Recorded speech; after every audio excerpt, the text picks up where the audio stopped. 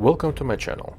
I'm the Dark Lord of Optics, and what I bring you here is a thinking man's take on guns and optics with occasional forays into politics.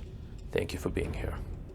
Let's get the show on the road and talk a little bit about AK sights. More specifically, what I really want to talk about is the primary arms GLX 2X, this sucker, that has sort of found its final resting place, in the sense that I think it's perfect for an AK and it's staying on it. First of all, is a general fundamental problem with the AKM or AK-47, whichever you want to call it, platform. For all of them, okay, this is getting really windy. I hope I get some sort of a decent sound. For all of them, the iron sights that the rifles come with basically suck. I have a very, very strong suspicion that a lot of the bad reputation that AK platform gets for accuracy comes down to two things: cheap ass ammo that was buried in the field in Moldova since 1944 that somebody dug up and sold in the US market, and two, the freaking sights. They are just not conducive to accuracy. They seem to exist for one reason and one reason only.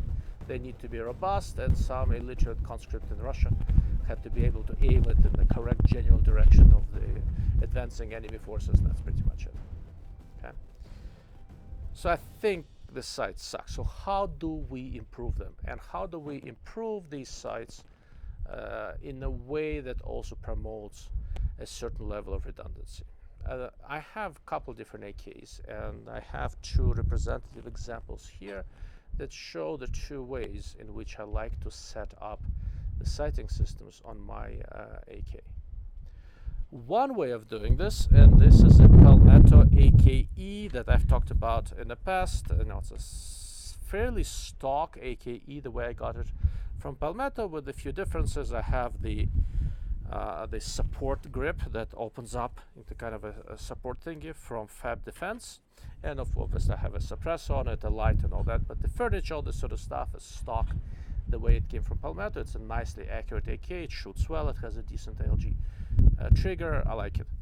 The way I set this up, I yanked out the iron sight completely and I replaced it with a BDM mount from Texas Weapon Systems, on which I put a Hollow Sun red dot sight that has the ACSS reticle. Given my astigmatism and all that, the ACSS reticle by itself in a non-magnified red dot sight really does not do a whole lot for me.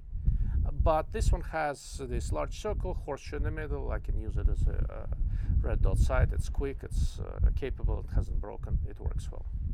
If I want to add a little bit more distance or low light capability to it, what I did, using the standard side rail that comes on a gun, in an RS Regulate side mount, I added a magnifier. It so happens that if you get a RS Regulate mount with a 30mm ring, and again a magnifier that has a 30mm tube, like this aim.6 6x magnifier, it's a nice magnifier, does, it lines up damn near perfectly behind the red dot sight. And it does something very worthwhile for me. I don't always need the 6-power magnifier on it. I can take it off, use it as a monocular, put it away in the bag, etc. But when I remove the magnified optic, which in this case is a magnifier, off of the gun, I'm not stuck with shitty AK sights. What I have instead, with this Texas Weapon Systems BDM mount, I have a red dot sight. If red dot sight fails, there is a rudimentary backup iron sight, kind of like an AK sight, which I will use in a pinch if I have to. But most important thing, if I need to move faster, shoot faster, whatever, I remove the side mounted optic. I have something that's better than a stock AK sights. Okay, this is a nice setup, but by the time you're done, it'll cost you a pretty penny. And on top of it, moving forward, fewer and fewer magnifiers seem to be compatible with this 30mm mount. But the aim points still are, and there are a couple others. I also have a cheap 3x Bushnell magnifier set up in a similar way, but it's not a very good magnifier. The 6-power from Aimpoint is a very good magnifier, but it's $700 or thereabouts, or 800, something like that. So it's not cheap. By the time we're done with the magnifier and the red dot sight and the mount, I mean, it's roughly equal the price of the AKE itself, even if you can manage to find one Palmetto doesn't seem to be making these anymore. They have been perpetually out of stock, which is unfortunate. I really like this gun. The other alternative, which is a little bit more cost conscious, and honestly it's very, very effective. And this might be my favorite overall way to set up an AK. This is sort of my project gun AK. This started life as a Romanian Wasser 9, or what's it? Wasser 10, excuse me. And then I changed pretty much everything. This was my very first AK. I've shot it for a good bit. It has an RS regulate extended handguard. It has the Ultimac gas tube with the Picatinny base, so I can put a red dot sight here if I'm so inclined. Every once in a while I mess with it, but it's not my favorite way of doing this because this thing does get hot. Okay. The important part are, instead of the normal shitty iron sight that comes with AKs, I put in a KNS rear peep sight, aperture sight, ghost string. It's not quite ghost string, it's too far from your eye, but it's a fairly large circle. And this thing is awesome. It works great. It even works great with a standard front sight, but I plan to put in a more visible front post from XS sights at some point. For now, it stays as is. With the magnified optic, given the way AKs usually shoot in the practical range and things like that, you don't really need a ton of magnification. I put a 6-power magnifier on the other AK because it fit, because it had a 30mm tube and I had the magnifier, but also because AK is quite accurate and I like to screw around and shoot with it, to 400-500 yards, which is pretty much where 7.62x39 starts crapping out. But if you use better ammo, it is nicely accurate. This gun is a little bit less accurate, although at 300-400 yards I can still hit a man-sized target with it, so I don't need a ton of magnification. And Primary Arms GLX is perfect for it. The sight itself is, I think, about 10-11 ounces, something like that. It sits in a master mount, which is a little bit easier to get your hands on than RS regulate, and since it is a single piece, it's very easy for me to set up. It costs a little bit less money. I don't know which mount I like more. I think both master mount and RS regulate are absolutely excellent. This is a short version of the master mount. I also have a long one. It is perfect for the 2X GLX. The reason I picked the GLX rather than slightly less expensive SLX, although SLX would be 3-power, this is 2. There are a couple. First of all, for the AK, 2-power seems to be near perfect magnification. I can still be very fast with it. It does have an edge reticle, obviously, but I can illuminate it, and when illuminated, it's day bright. The reticle, this is the blackout 7.62x39 reticle. It's very nicely set up for this cartridge. In practical terms, any range where I'm willing to shoot with this gun, this optic can cover, but because it is such a low, such a moderate magnification, it's very, very easy to get behind. It's very flexible in any shooting position, prone, sitting, standing, offhand, whatever. The image is just right there. And the combination of this optic and this mount for the last 800-900 rounds of doing unpleasant things to it has not shifted, has not budged, has worked absolutely beautifully.